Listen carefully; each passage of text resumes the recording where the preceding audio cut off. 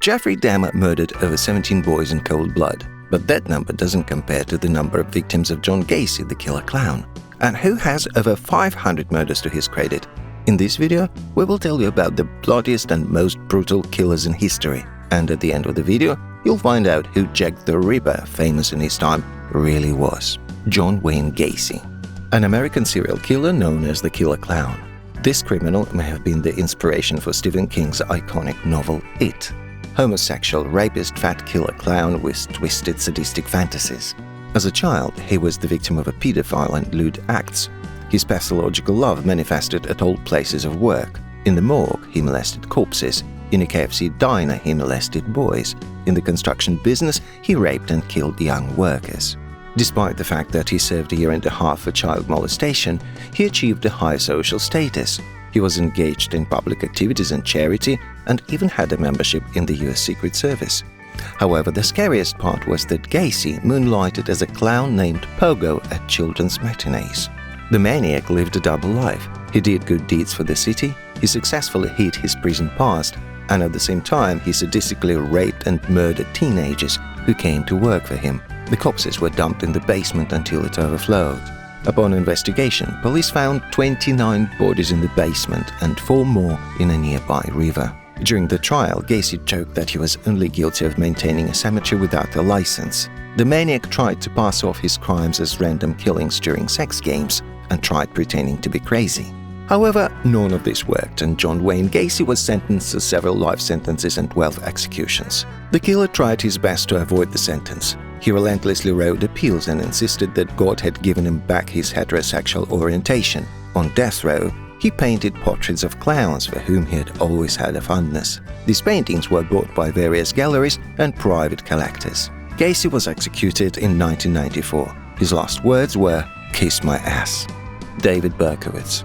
David Berkowitz, aka the 44 caliber killer, methodically gunned down 6 people on the street and wounded 7 others in less than a year. The killer's real name is Richard David Falco. However, the world knows him as Son of Sam. Confused about names? You're about to find out. Richard was born to Betty Broder and Tony Falco, but the latter was not his birth father.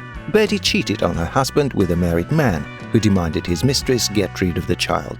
Nathan and Pearl Berkowitz kindly welcomed the baby into their Jewish family. As a child, David suffered from pyromania and kept a diary of his strange tendencies. The child had a good life with his new family, but everything went wrong after the premature death of his adoptive mother. Nathan remarried, but David didn't accept it. He got into arson and joined the army. On military service in South Korea, he fell in love, and along with the first love, he got gonorrhea. A little later, Berkowitz converted to Christianity and found his real mother. But close relationships with her didn't go well. Resentful of the whole world, he began to take off on strangers. David bought a large-caliber revolver bulldog and organized a hunt for people. In the crosshairs were young, attractive girls or couples in love. The whole of New York was alarmed. The police tried to find the killer even with the help of physics. Finally, in July 1977, he was identified by a parking ticket. Upon his arrest, he cheered the cops. "You got him, but why so late?" Under investigation, Berkowitz tried passing for a madman, suffering from a delusion. He claimed that with the help of telepathy, he was forced to kill either his neighbor Sam or his black Labrador named Harvey, who only pretends to be a dog but is in fact some kind of demonic creature. For this, the police and the media began to call him Son of Sam. Berkowitz wrote about himself, "I'm a monster, Beelzebub, chubby hippo." At his trial, Berkowitz was found sane and sentenced to 365 years in prison. Eventually, the Son of Sam admitted to lying about demons and killing because of sexual complexes. Berkowitz is now in prison, preaching Christianity. Harold Shipman. Harold Shipman was a British doctor and also one of the most terrifying serial killers in human history, with a confirmed 250 murders to his credit. Harold Frederick Shipman was the pride of the family. Smart, handsome boy, one of the best students in the class, not a bad athlete.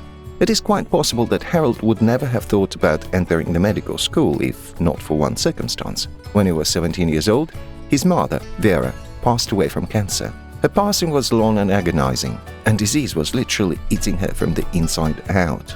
It was in Shipman's youthful trauma that forensic psychiatrists then sought the roots of his personality disorder.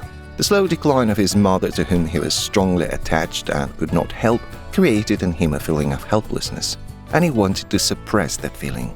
Harold easily entered the medical faculty at the University of Leeds. In 1970, after graduation, Shipman joined Todmorden Polyclinic. About 4 years later, it was revealed that Dr. Harold is addicted to drugs. He wrote his patients prescriptions for morphine, which they didn't need, and took the supply to himself. In 1979, the therapy was completed. Harold and Primrose moved to Hyde, a town near Manchester. There, Shipman managed to get a job at the local hospital. He was revered in his own circle. The doctor didn't hide the fact that in the past he was addicted to drugs, and his frankness didn't shock colleagues. On the contrary, they showed empathy. Soon, having earned a certain positive reputation and having an impressive list of devotees, Shipman switched to private practice. The doctor knew how to dispose people to himself and inspire confidence in them. Even his personal secretary later said that she sent all her relatives to Shipman for treatment. She wasn't embarrassed by the fact that almost all of them died as a result of his treatment. However, the doctor's co-workers soon began to express concern about the high mortality rate in the area, as well as the large number of signed forms for cremation of old ladies. Some bodies were later exhumed, and examination of the corpses demonstrated the presence of heroin in them.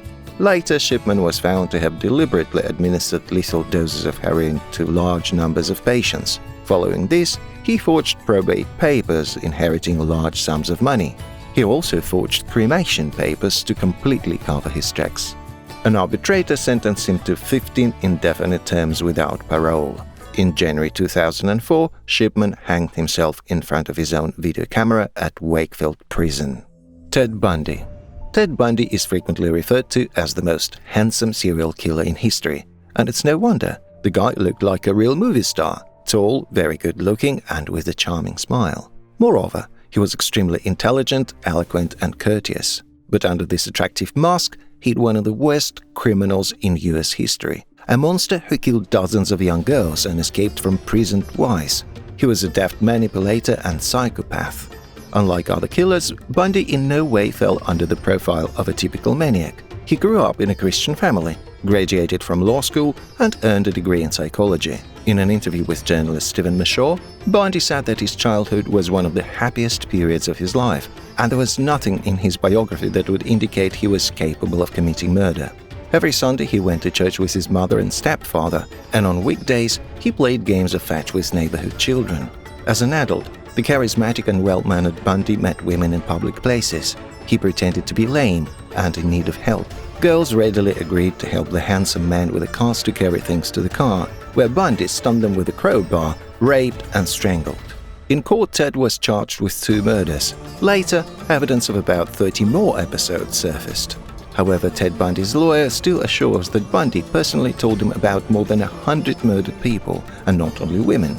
During the trial, Bundy managed to make 2 escapes. During the first, he jumped out of the library window, where he was studying legal books to defend himself in court, and after the second arrest, he lost weight and squeezed through a hole in the ceiling.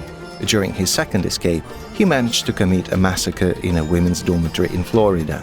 After the death penalty was handed down, he lived in prison for several more years, receiving letters from numerous female fans and giving out a lot of interviews.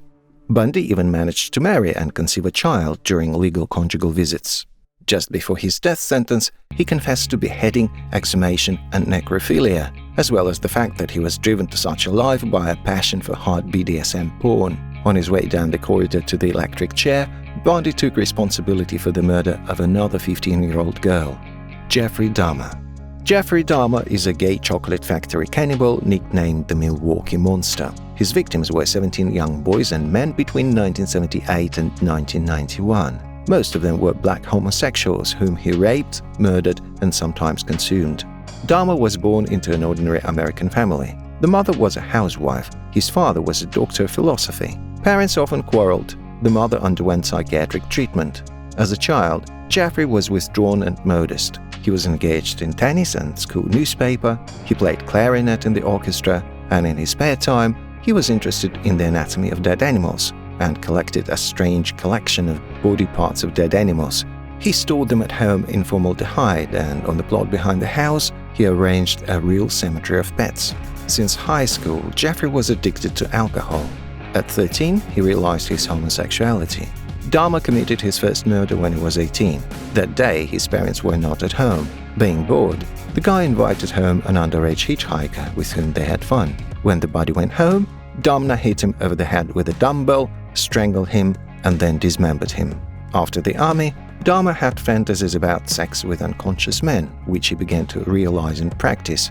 He met guys in gay bars, drugged them, had sex, killed, and photographed it all on Polaroid. Over time, Dahmer also developed necrosadistic tendencies, as well as thirst for experiments in the field of lobotomy.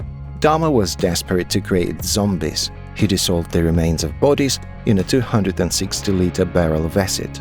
Jeffrey committed his madness in rented apartment number 213 and at the same time worked at a local chocolate factory. When investigators searched the residence, they found photographs of dismembered corpses, human body parts, and a hamburger with human meat. In 1992, the Milwaukee Monster was found guilty of 15 murders and was sentenced to 15 indefinite terms. However, just 2 years later, he was beaten to death by a cellmate. Jack the Ripper. Stomach ripped open, throat slit. That's how Jack the Ripper, the killer whose name later became a household name, dealt with his first victim on August 31, 1888. He once held the whole of London in fear and was famous not only for his cruelty but also for his amazing secrecy. The police never managed to catch him, and only now researchers have been able to open the veil of secrecy and suggest who was hiding under the terrible alias. It is known that the killer weaponized in 1888 in the Whitechapel area, where he attacked 5 prostitutes. All the bodies that were found were mutilated with deep stab wounds. After studying the nature of the wounds, the police suggested that the maniac could have been a butcher or a surgeon. They even managed to determine the approximate place of residence of the criminal, who didn't stand out from the crowd. However, having questioned several hundred suspects, the investigation failed to establish the real name of the culprit. And one day in September, the news agency received a letter addressed to the director. "Dear Chief, I hear from all sides that I've already been captured, but they can't take me. I won't stop cutting them until I'm caught. You will hear of me soon enough." The postscript read, "Hold this letter until I've done something else. Then you can print it. You're Jack the Ripper." 2 days later, the Ripper committed a double murder, again targeting street prostitutes. One of the victims was more disfigured than before. Jack mutilated her face, completely removed her intestines, and wrapped them around her right shoulder, and cut out her kidney. It wasn't until 2014 that the world was given Jack the Ripper's alleged name, Aaron Kosminski, who was a Polish immigrant. Such conclusions were made by Jari Lohelainen, Associate Professor of Molecular Biology at the University of Liverpool, based on molecular analysis of the shoal of Catherine Eddowes, who was one of the Ripper's victims. However, despite all the analysis and research, no one can say for sure whether Kosminski was indeed a ruthless, cold-blooded killer, or if he was someone else after all.